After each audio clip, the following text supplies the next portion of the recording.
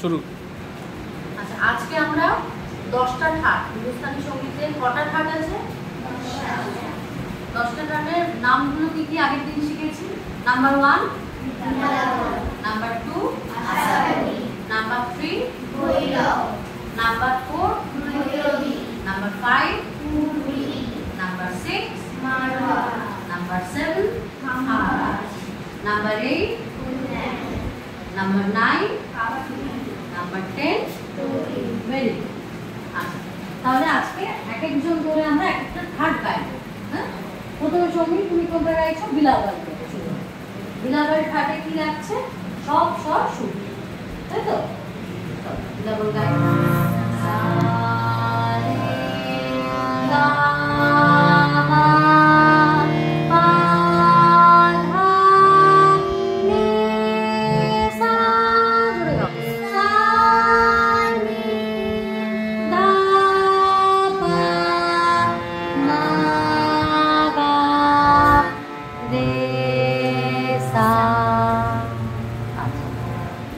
Somali কোন ঠাট শোনাচ্ছ? আশাবরী। আচ্ছা, আশাবরী ঠাটে কি কি স্বর কোমল লাগে? Very good. আচ্ছা, চলো। সা রে গা মা পা ধা নি সা সা নি ধা পা মা গা রে সা। পাপড়ি কোন ঠাট গাইছো? নাম্বার 3 ভৈরবে কি কি স্বর কোমল লাগে? সা রে গা মা পা ধা নি সা সা নি ধা পা মা গা। নাম্বার 4 কি ঠাট গাইছো বলো?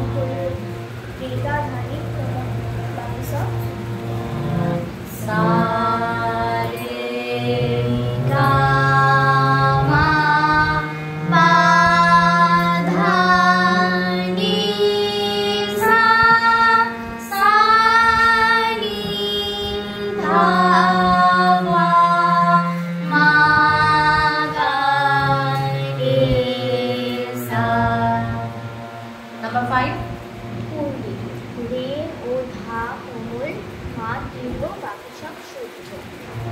সা রে গা মা পা ধা নি সা সা নি ধা পা মা গা রে সা।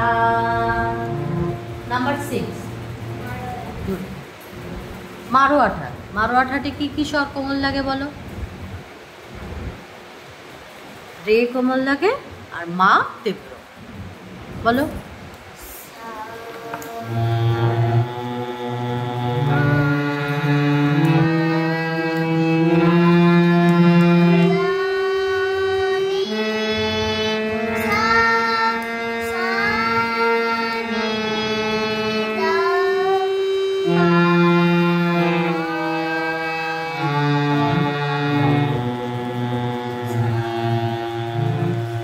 নাম্বার 7 হচ্ছে খামবাজ ঠাট। বলো সম্প্রীতি, খামবাজ ঠাটে কি কোমল? নি কোমল, বাকি সব সূর্য। সা রে গা মা পা ধা নি সা সা নি ধা পা মা গা রে সা। নাম্বার 8 কি আছে বলো? কল্যাণ ঠাট। কল্যাণ ঠাটে মা হচ্ছে তীব্র। বলো, কল্যাণ ঠাটে কি তীব্র? বলো।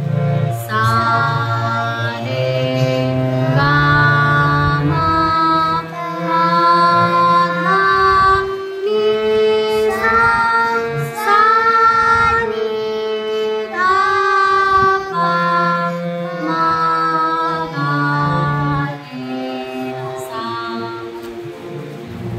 9 জোরে বলো কাফি ঠাট। আচ্ছা কাফিতে হচ্ছে গা নি কোমল, বাকি সব স্বর শুরু। সা রে গা মা পা ধা নি সা সা নি ধা পা মা গা রে সা। লাস্ট হচ্ছে একদম কোন ঠাট নিচে বলো। চৌকি রে গা ধা কোমল মা ত্রিভুজ।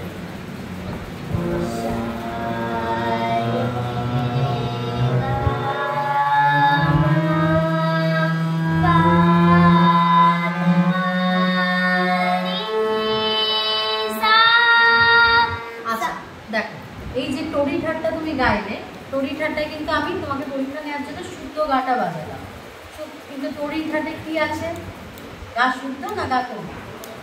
কোমল।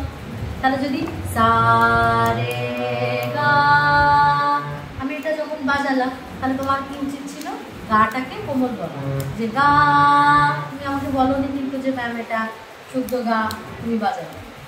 তাহলে কিন্তু সবাইকে যখন যে ঠাটটা আমরা গাইবো, আমাদের কিন্তু সব সময় সেই ঠাটটার যে স্বরগুলো কোমল যাচ্ছে সেটা সম্পর্কে কানেতে একদম সেই সুরগুলো ঠিক ধরে রাখতে হবে, যে কোনটা কোমল গা, কোনটা শুদ্ধ গা, কোনটা তীব্র মা। ঠিক আছে, চলো ঠাটটা গাইতে এবার কি করে। সা রে গা মা পা ধা নি সা সা নি ধা পা মা গা রে সা। তাহলে আজকে আমরা কি শিখলাম, হিন্দুস্তানি সঙ্গীতের 10টা ঠাট। বিলাবল, আশাবরী, ভৈরব, ভৈরবী, পূর্বী, মারোয়া, খম্বাত, কল্যাণ, কাফি, তোর। এই 10টা ঠাট প্রথমে নামগুলোকে আমাদের মনে রাখতে হবে। তারপরে আর ঠাট যখন আমরা গাইবো সবসময় মনে রাখতে হবে ঠাট হচ্ছে বেসিক স্ট্রাকচার। ঠাট গাওয়ার সময় কিন্তু তাতে সেটা কোনো অলংকার যুক্ত হয়ে গাওয়া হয়। হ্যাঁ, ঠাট হচ্ছে অলংকার বর্জিত, মানে আমি সা রে এসব বলতে পারবো না, একদম স্ট্যাটার্ড অনুতে বলবো। সা রে গা মা পা ধা নি সা সা নি ধা পা মা গা রে সা। যখন রাগ আমরা গাই সেটার সাথে অলংকার যুক্ত করে গাই, তো যখন ঠাট আমরা গাই ঠাট কিন্তু সবসময় অলংকার বর্জিত, ঠাটে কিন্তু অলংকার দিয়ে আমরা গাই। ঠিক আছে, 10টা ঠাট আজকে আমরা শিখলাম তো।